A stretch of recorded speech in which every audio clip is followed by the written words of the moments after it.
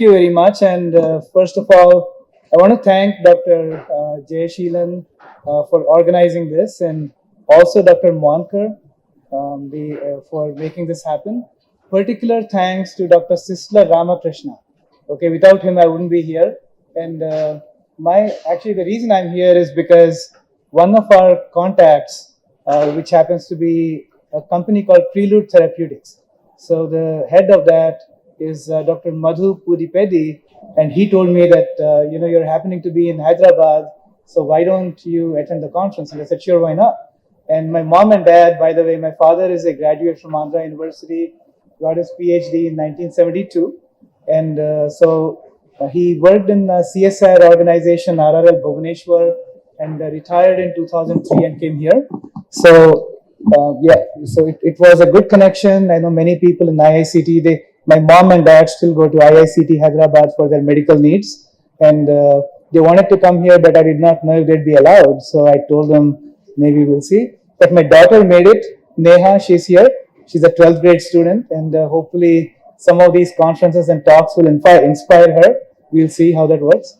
Anyway, so moving ahead, tell you a little bit about what I am, who I am, get started. General outline. I won't focus too much on the data. We see data all the time. You can see YouTube videos. You can go Google me. And by the way, if you were to Google me, don't do Kamal, right? Do Sriramakamal and go. By the way, go to Google Scholar. Okay, don't do Google. Do Google Scholar and do the full name Sriramakamal, Sriramakmal, one word, and then Jonnalagadda, and then you'll find me, my publications, my citations. So then I'll give you a little bit about who we are, what the university is, what options, and so on. And then I'll give you about microneedles, which happens to be what one of my PhD students did. Okay, but considering I've had 16 PhD students and 7 currently with me, so this would be a narrow project. So, okay, let's move ahead with that. That's a personal timeline of what I did. So I graduated from Birla Institute of Technology in Mesra in 1994. Okay, so at that time, by the way, how many of you here are students? Please raise your hand. And how many of you are postdocs? Or academic, scientists, industry personnel? Very nice. So thank you again for being here. So for the students among you, I think in 1994, okay, when I came, India was still in the mode that if you were successful in +2, you were either an engineer or a doctor, right? So when my daughter asked me, my mom is a doctor, her mom is a doctor, her name is Hema, and she went to Gandhi Medical. So the kids asked me, how did you pick pharmaceutical sciences? Then I tell them that pharmaceutical sciences picked me. It's the other way around. Okay, that's how I ended up there. So, but on the other hand, suddenly, when I went to Birla Institute of Technology, I got an opportunity to work with outstanding students. Some were picking IITs. They got civil engineering and IIT, so they said, no, I want to go to computer engineering in BIT instead. So I got to see how they worked, and I said, hey, we're not that different. We are smart enough. We just had different priorities when we were in 10th.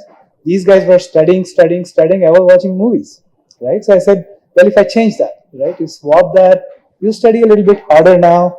These people are like hum log IIT mein pahunch gaye, so no problem anymore. My life is cool. That's when I started studying in BIT, right? I said, okay, now I've had my good time, childhood. I'm going to work hard now, and that things changed. And I aced the GRE. I got mid to high 90 percentiles, and that got good fellowship and everything. And then, by the way, I had a short stint in sales in the Eli Lilly Ranbaxy, and I was in Delhi and Rourkela and all these places selling medicines. And when the US opportunity came, I went and did my PhD from University of Nebraska Medical Center. And in 2000, I wrapped up. In 2002, I joined the faculty of Philadelphia College of Pharmacy.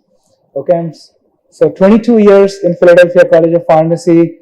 So they tell me, when are you going to retire? I said, okay, US, there is no retirement at 60. One day my body will be carried out of my office. Okay, so what is the Philadelphia College of Pharmacy, right? It is the first college of pharmacy in the United States, North America. It has a long history, and apparently in 1821, when Napoleon was in France, right, some people in pharmacy said, okay, this is too much, we are being discriminated by doctors. We are doing a lot, we have a lot of knowledge, we are smart, we work very hard, but the doctors are not treating us as well as we think they should. So they said, let's form our own group. Okay, and they started the Philadelphia College of Pharmacy, and it's a long history. If you go to the National Institute of Health in the United States, which funds $40 billion per year in medical research, that picture is there. So again, very inspirational, foundational people. They established many, many things. They were foundational in establishing the United States Pharmacopoeia. Again, you know, the Indian Pharmacopoeia and all that. So a lot of history there. And some esteemed alumni of Philadelphia College of Pharmacy are people like Eli Lilly. So Eli Lilly, our university brags that 7 of the top 10 pharmaceutical companies in the United States were founded by our alumni. Included are McNeil, which makes Tylenol, acetaminophen, right? Then Rohrer, then Wyatt, Johnson & Johnson, Baxter, Warner Lambert. Okay, all these were alumni, and so we are proud of the legacy. But at some point, you know, finances were mismanaged. I know I'm being recorded, which is okay, but the university didn't survive. You know, having a long history is not enough. You know, you got to balance your budget today. That didn't happen, and in 2022, we got merged into St. Joseph's University. So that's the history. I mean, I know I don't have too much time, but I'll try to go as soon as I'll try to get to the data in a couple more slides. And so we do have very good departmental resources. And by the way, the person below is Bru, who happens to be my most recent PhD graduate. And we do have individual faculty labs, and we have a lot of good equipment.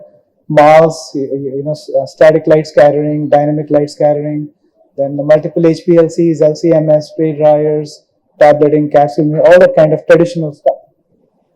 So my research direction focus has been on designing polymeric-based drug delivery systems.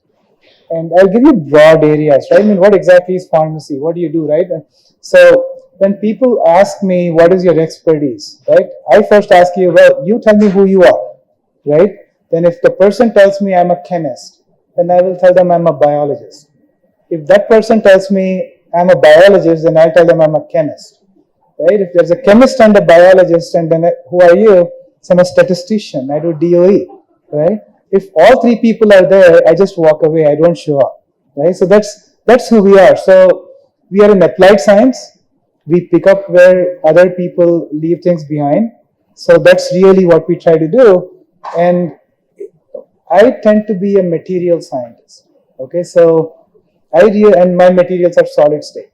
So I really, if you ask me, what do you do? I wouldn't call pharmaceutical scientist, but I'd say, if you're talking about crystalline material, how molecules interact in the solid state, solid liquid state, that is my real expertise. Whether the application is a cardiology or respiratory or neurology, it doesn't matter to me. You give me a powder, I will understand the crystalline state, I'll see its molecular interactions, I will tell you whether it interacts better with HPMC or CMC, and how can I modify that to maintain it in an amorphous or a crystalline form and so on. Okay, that's what I do. So now, okay, these are my students, and on the bottom, again, it's a long list, I don't expect you to see the whole thing, but bottom is Rachel Graves, who was my first PhD student. She was a chemical engineer from Bucknell University in US, and she graduated, I think, in roughly 2007. She was on GlaxoSmithKline for several years, before which she moved on. And my most recent student is Bru, who happens to be an assistant professor at St. Joseph's University. And on the top, you will see the current students working with me. And I will point you 2 names. One is Satya Mahapatra and Amir Yadagari. So Satya and Amir, the reason I'm pointing out their names is they actually worked on the COVID vaccine that you use.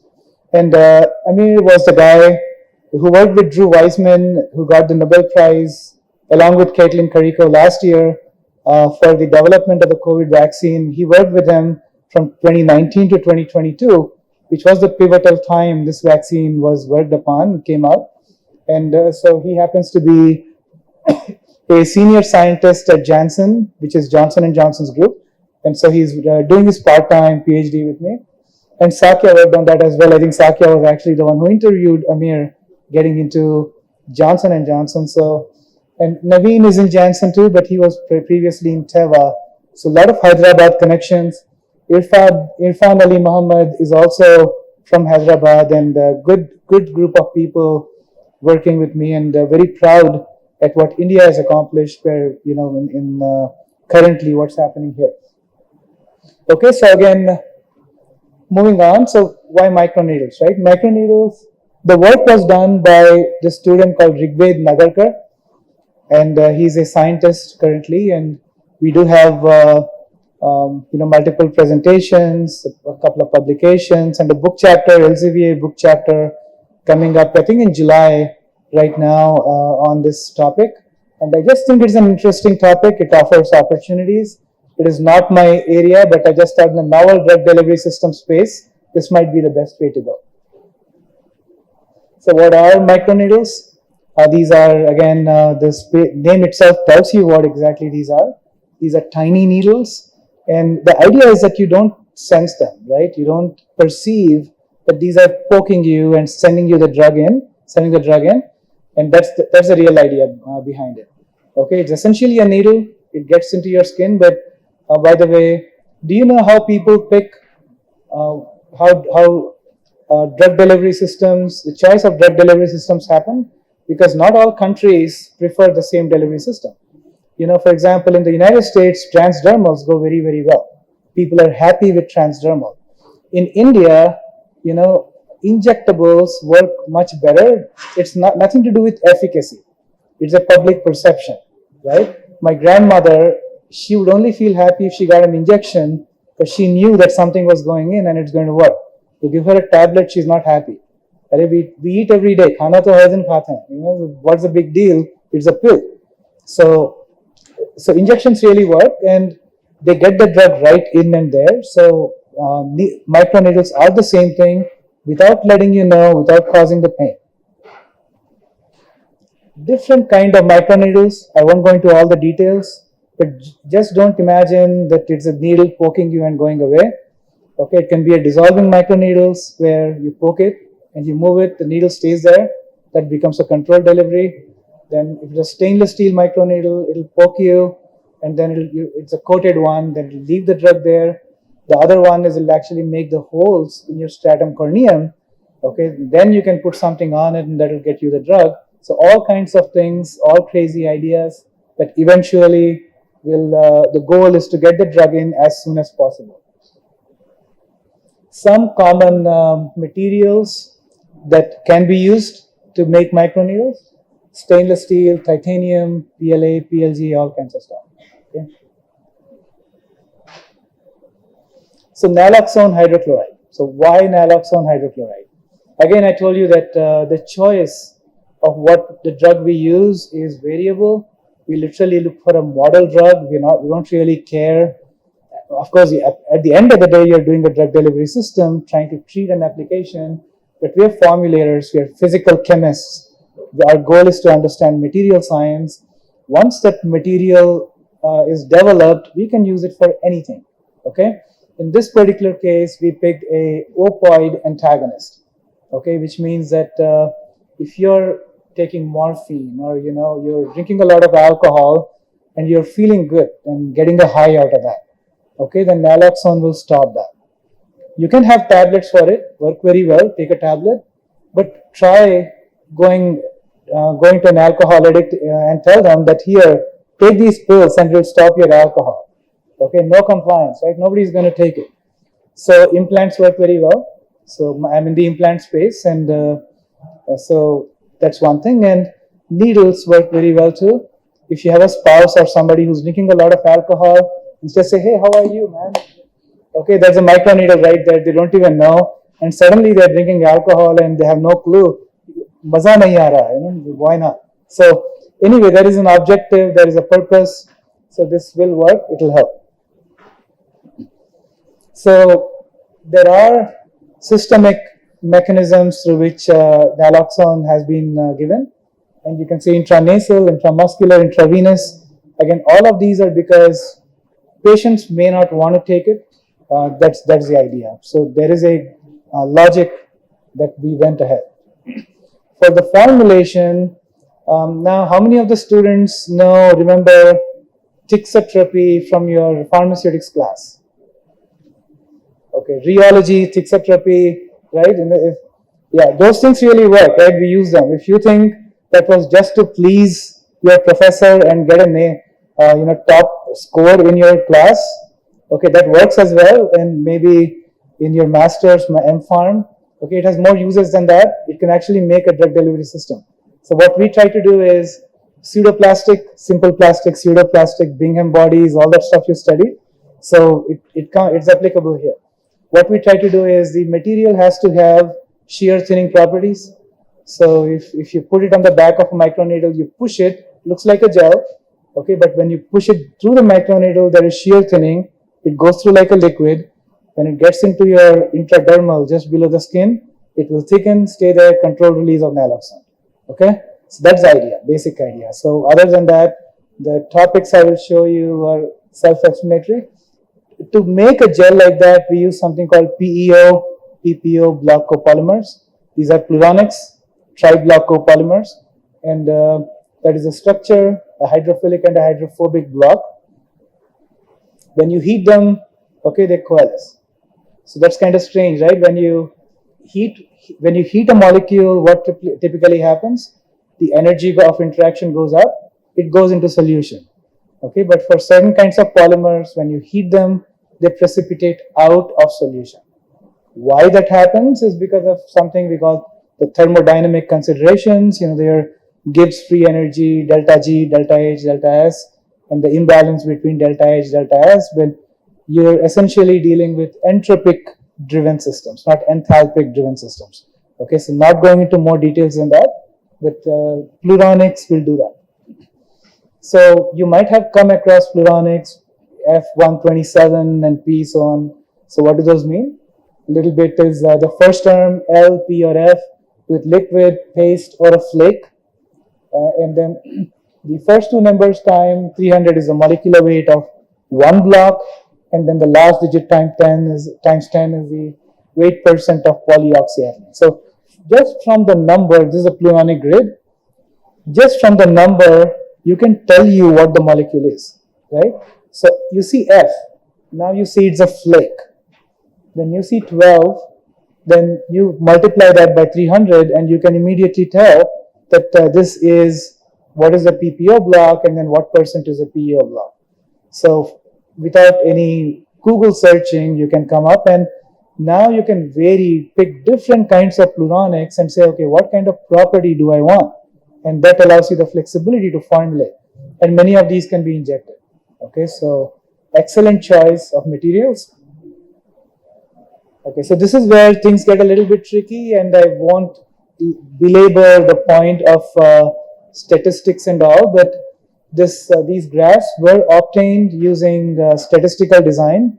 We used a program called Minitab, and what this is, on the y-axis of the first graphs, you have the gelation temperature. Okay, on the y-axis of the second graph, you have viscosity. I believe it's in centipoise probably. Okay, then on the x-axis, you have P407, and on the z-axis, you have P124. So what we're trying to do here is we have ratios of two different pluronics, and we are trying to see what kind of a gelation temperature you can get so that it's a gel at room temperature, but it's a liquid at room temperature, but it turns into a gel at body temperature. So it can maybe stay on the shelf as a liquid, and okay, so go through the needles and then form a gel. Okay, so the viscosity is to see the effects of simple plastic or pseudoplastic and so on. Not more than that. The permeation we evaluated in pig skin. Okay, so Again, full thickness skin, 0.1 centimeters, micron jet were the needles, those were used. And again, I have to compliment Rigved for really doing most of this work. And so he got his PhD, I believe, 1 or 2 years ago. Okay, the drug is naloxone hydrochloride at a loading of 1%. And we had HPLC analysis to determine how much drug is actually permeating.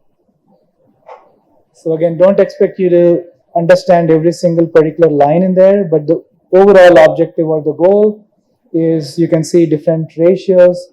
On the formulation on the top is only puloxamide 407 at 15%, and the formulation at the bottom is puloxamide 407 at 20% and puloxamide 188 at 10%. Again, the goal is simply to find a gel with proper viscosity properties and gelation temperature for our purpose. Okay, so not more data than that, like I told you, but at the end we concluded that this is feasible, right? We can do this. This is possible.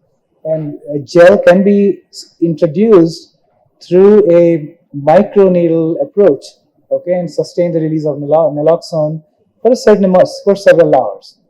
And then that's pretty much it, right? We found out those combinations, did a lot of statistical design, DOE, QBD, all those kind of things. I will quickly jump. I'm reaching the end of my talk. Again, it won't be too long, but I wanted to give you a couple of things. That we are now doing a lot of molecular dynamic simulations.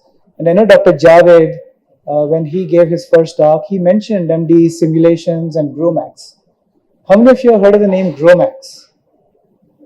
Okay, so and how many of you have heard of the name Schrodinger, not from a physics perspective, but from a molecular modeling perspective? Very nice. Okay, so molecular modeling is an interesting approach. My first publication in molecular modeling came in 2011 in the Journal of Physical Chemistry. And at that time, the computational power was not that great, right? It was not. And I think in 2013, we published a molecular pharmaceutics paper, again, all to do with molecular dynamics and simulations.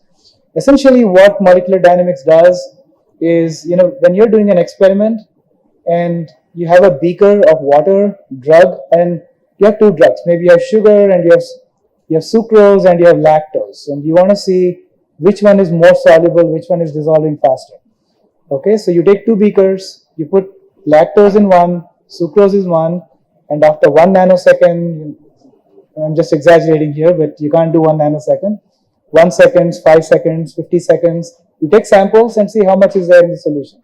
Simple experiment, right? To do this, what you need to do, you have billions of molecules, trillions of molecules. Okay, so that's a real problem. So in 2011, when we started out doing molecular dynamics, we could only use 50 molecules of water and 3 molecules of drug and do this study. We believe it is accurate, it works really well, but it is the randomness or the statistical variability that you observe when you're only working with 50 molecules. That is the deviation from real life that you can't get. With increase in computational power, that factor is declining. Okay, now we could do 900 molecules, more statistical orientation. Now, when you have a molecule moving in water, there are rotational energy, there is vibrational energy, there's harmonic oscillations. All of those can be modeled in using Schrodinger, for which I think you have to pay 60 lakhs per year or something like that. And the GROMACS is a free open source software. So, but you do need a GPU to get good data. CPU may or may not be enough, right? So moving on, give you, I won't go through all the details here, but I'll show you a small video, 30-second video, and don't play it yet. I will tell you what this is, what's happening here. So right now, as I speak, we have a controlled release society meeting going on in Bologna in Italy, and we have a presentation there. My student is presenting our own particular research on 3D printed scaffolds. Joseph Tanfani is presenting there. And the other one is my collaboration with Dr. Gupta and Dr. Munpara and Dr. John. And I would have been in Italy if not for here, but I came to visit along my parents, and so I'm happy to be here. So now, what I want you to see is the molecules are at the beginning state. The yellow molecules are amphotericin on the left side, and the red molecules are doxorubicin on the right side. And there are roughly 901 water molecules and lipid molecules, all kinds of things in there. And when you play the movie, what we are trying to observe, and this is not in the lab, this is in computer, naturally, will these molecules form a vesicle? Okay, that is the question we are asking, and this is just the computer figuring things out, like artificial intelligence, if I may. So will they form vesicles? So as the movie is played, I want you to notice how the molecules move, and that is completely computational, right? If you can play the movie now, please. You can stop it. Yeah, so what I wanted to show you is that whatever movie you saw it's really the computer picking up and forming vesicles. And why is that happening? Because the molecular forces are enabling that to happen, right? And now you can suddenly calculate the vesicular dimensions. Where exactly is amphotericin going? Where exactly is doxorubicin going? Is it in the bilayer? Is it outside? Is it inside? And once you can validate your experiments with real life, and it suddenly allows you to screen hundreds of thousands of molecules without actually doing an experiment, and you can now optimize and say, okay, I don't need to work with 4 molecules because each molecule is costing me $10,000 to buy. Okay, I just have GrowMax, I've figured this out. So I think the opportunities are endless. So that's pretty much where I'll end. And these are our publications since 2022. And again, I want to thank all my students, postdocs, scientists, colleagues that got an opportunity to work with. Thanks to the organizers, and I'll take questions.